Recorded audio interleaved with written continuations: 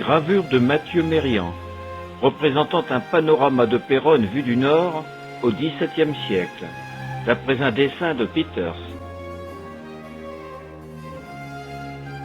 En 1654, allant au secours d'Arras, le jeune roi Louis XIV, 16 ans, tout juste sacré roi depuis le 7 juin de cette même année, séjourne quelque temps dans la ville de Péronne avec sa mère, son frère, le cardinal Mazarin et toute la cour.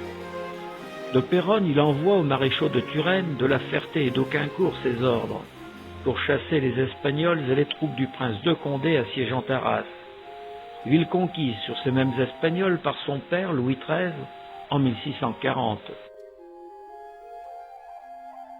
Le roi arriva à Péronne le jeudi 13 août 1654. Il fut reçu et logé, selon la coutume, chez M. Reynard, maison occupée par le gouverneur de la ville, le maréchal d'Auquincourt. Pendant son séjour, le roi a été baigné par 2 fois au bas des arches du moulin par dehors la ville, proche de la tour auprès de la porte de Paris, y ayant été mené dans un bateau tendu.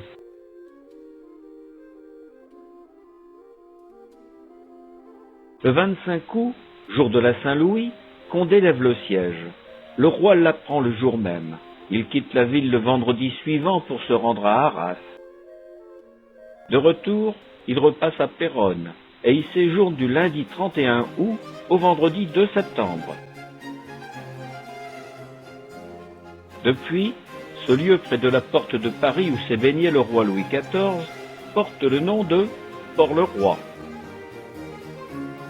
Le monarque et la reine-mère, Anne d'Autriche, étaient logés au sud de la Grande Place, à côté de l'hôtel de ville.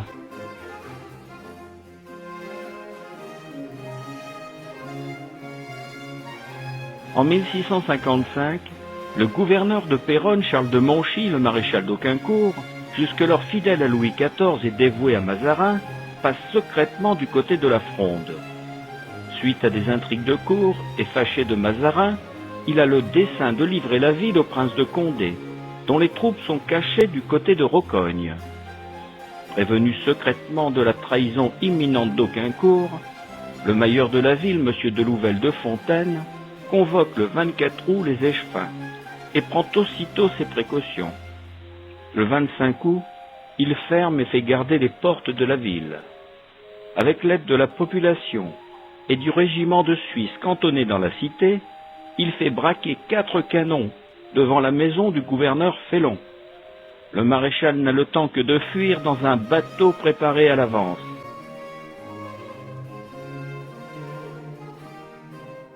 La maison du maréchal d'Auquincourt était située sur la Grande Place, Crédit Agricole actuel. Son jardin, traversé par la rivière de la ville, aussi appelée le Merdanson, allait jusqu'au rempart du sud-est. Et c'est de là, dit-on, qu'il prit un bateau pour fuir du côté de Flamicourt.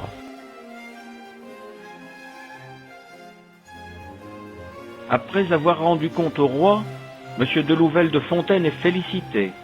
Il obtient la bienveillance du roi, pour lui et pour le gouverneur de la ville, le fils du maréchal d'Auquincourt, qui s'est offert lui-même à braquer les canons contre la maison de son père et montrer le très digne sujet de sa majesté.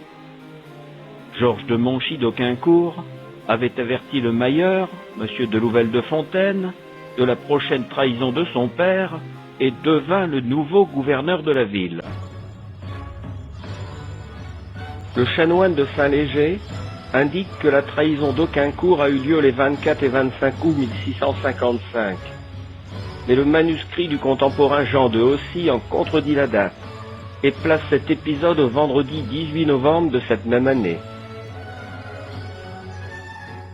Ce même manuscrit de Jean de Haussy relate en 1658 un débordement considérable de la Somme, du faubourg Saint-Pierre et dans les rues basses de la ville. Pendant 3 jours d'alarme, il envahit la chaussée à plus de 4 pieds et s'étendit jusque par-dessus les ponts des rues Saint-Jean, des Bouchers, des Naviages, du Sac et des Cordeliers. Les étangs du sud-est débordant, la chaussée du pont Saint-Pierre au faubourg de Paris est envahie par la crue de la Somme. De même, Les eaux de la rivière de la ville, égouttes à ciel ouvert, ne pouvant s'évacuer, inondent les ponts et voisinages. Parole de basse-cour pendant la Fronde. Ralliée à la cause de Condé, l'intrigante Madame de Montbazon eut parmi ses nombreux amants le maréchal d'Auquincourt. Par son célèbre billet, connu de toute la cour, Péronne est à la belle des belles, le maréchal, conquis par les faveurs de sa belle, promet la livraison de notre ville et son ralliement à Condé. La duchesse de Châtillon, autre belle intrigante, n'eut pas moins de puissance. Dans notre cité, elle arracha au maréchal la promesse de livrer au prince de Condé Péronne et Anne. Mazarin, instruit de l'affaire, la fit enfermer à la Bastille. Quant à l'ancien gouverneur de Péronne, Charles de Monchy, le maréchal d'Auquincourt, il périra le 13 juin 1658 devant Dunkerque pour le compte des Espagnols, alliés de Condé. On rapporte que, projetant un voyage en Flandre et parlant de Péronne, Louis XIV se serait écrié avec satisfaction « Oh oh, nous serons là, chez nous !»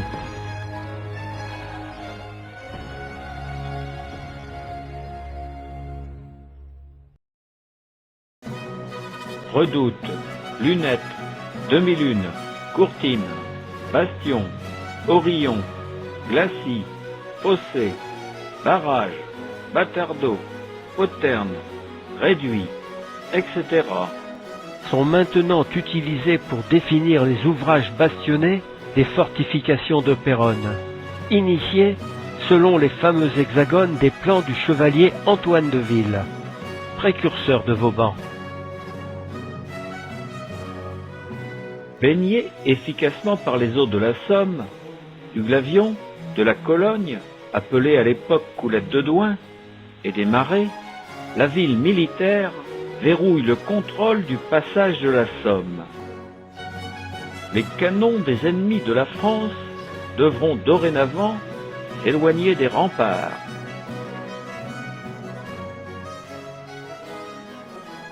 Sur ce plan du temps de Louis XIV, on peut voir la rivière de la ville, aussi appelée le Merdanson, en raison de ses eaux d'égout. Il avait débordé en 1658, lors d'une crue de la Somme. Mais aussi la fontaine Saint-Furcy, elle très limpide, qui, dit-on, en coulant plus fort lors du siège de 1536, permit aux roues des grands moulins de toujours fonctionner, malgré la trahison du meunier de Belzèze. Plan de la ville de Péronne en Picardie comme elle l'est, 1650. Inventaire des dessins exécutés pour Roger de Gagnières, conservé au département des estampes et des manuscrits de la BNF.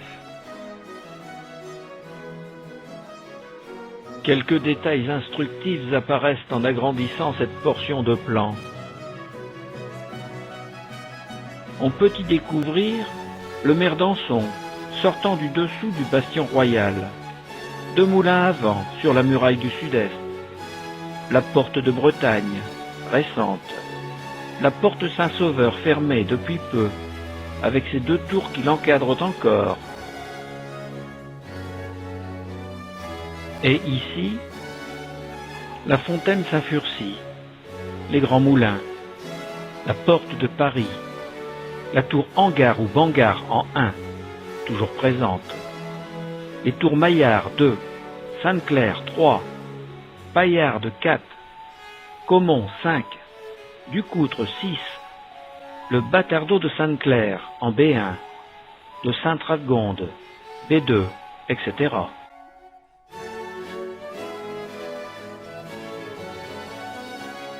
Ou encore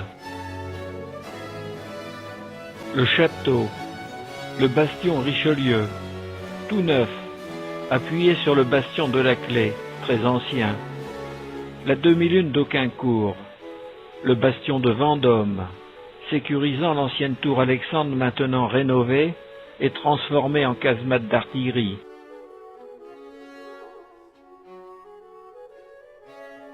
Le Cartouche. Le Cartouche nous présente le profil du plan de Péronne avec son échelle, graduée en toise. Le rempart de la place et sa palissade, 1. Le fossé, défendu aussi d'une palissade, 2. Le profil de la demi-lune et son fossé, 3. Suivi d'un premier chemin couvert, 4. Puis d'un autre chemin couvert, 5. Enfin, les glacis appelées montagnes sur ce plan, 6.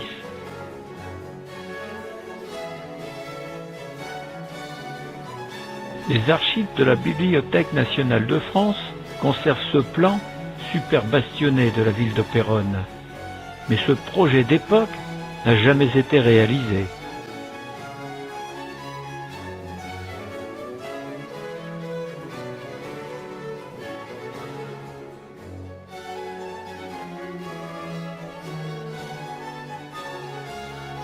Pour commémorer le 120e anniversaire du siège héroïque de 1536, Louis XIV voulut laisser aux bourgeois de Péronne un témoignage durable de sa royale affection. En 1656, il ordonna de faire frapper à l'Hôtel des Monnaies de Paris une médaille destinée à rappeler à notre ville un glorieux passé qui devait servir d'exemple pour l'avenir. L'avers représente une pucelle assise, les cheveux tombant sur l'épaule gauche, tenant un rameau et un bouclier rond reposant par terre. À ses pieds, sur une seule ligne, se trouvent 3 P couronnés, et au-dessous, la date de 1656. En légende, la devise Urbs Necia Vinci. Au revers, un cavalier casqué tenant de sa main droite un bâton de commandement, portant au dos un carquois rempli de flèches et un arc attaché à la ceinture. En légende, Ad utrumque paratus. Sous les aspects d'un cavalier grec donnant des ordres, et par la légende, préparé à faire face des deux côtés, Louis XIV nous rappelle que c'est lui et lui seul qui prend les décisions. La devise Urbs Necia Vinci, ville jamais vaincue, est écrite pour la première fois sur cette médaille de Louis XIV. Les 3 P couronnés signifient Peronna perpetuo puella, Péronne toujours vierge. Autre façon de dire jamais prise. La légende Ad utrumque paratus ainsi que la devise Urbs Necia Vinci furent empruntées par les archépistoliers canonniers arquebusiers de Péronne en 1681 pour orner leur tenue bleue, blanche et rouge.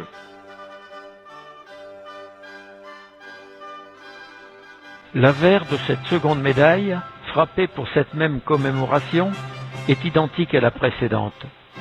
Son revers portant en légende Ut dirigat offer, il emporte pour diriger, représente un arbre feuillu dont les branches basses tombent par terre. Par cette allégorie, Louis XIV signifie et rappelle aux Péronnais qu'ils sont exemptés de taille, privilège toujours en vigueur, accordé par François Ier. Ces 2 jetons royaux sont documentés par les historiens anciens de Péronne. Après l'écroulement en 1701 de la façade de l'hôtel de ville de Péronne, Louis XIV paya de sa poche, dit-on, les travaux de reconstruction. En remerciement, les Péronnais firent installer un soleil doré au-dessus du fronton du corps de garde. Celui-ci, alors couleur plomb, était encore visible, avant les dommages de la Grande Guerre.